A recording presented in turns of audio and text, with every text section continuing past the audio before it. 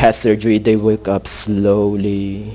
Everything is kind of like dreamlike state. It wasn't that case for me. 1 minute it was all darkness. The next minute it was horrendous pain. Even with pump full of morphine, the moment they wheel you out of that operating room, you feel the pain. And they can't give you any more morphine. And for the first night, I can't even breathe because it's so painful. And they can't give you more morphine. But even then, you know, it's a test. You have to hang on to your fate. And so, you know, maybe suffering is a test of fate. Another reason is, maybe the reason we suffer is so that when the day comes, when somebody comes up to in our lives and they have the same situation, we can help them out. I remember when I was having my chemo.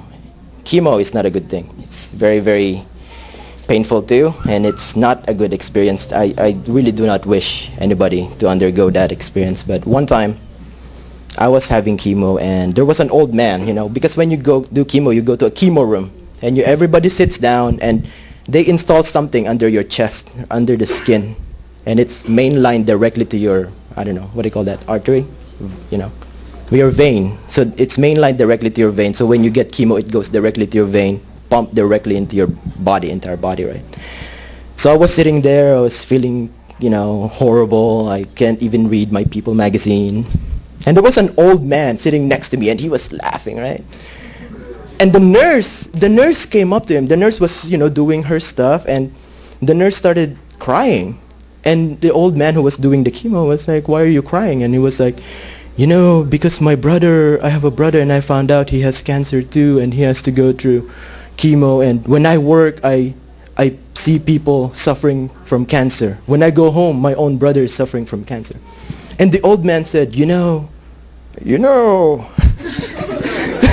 I think the reason why I have cancer is so that I can help somebody like you and give you comfort that even though I am suffering right now, I can help you because I know what your situation is.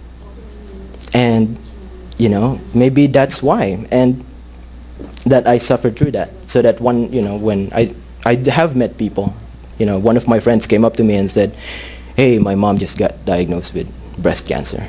And how many people really in her circle of friends know what that means, know what that experience is? So I guess one reason I suffered is so that I can use it to help other people.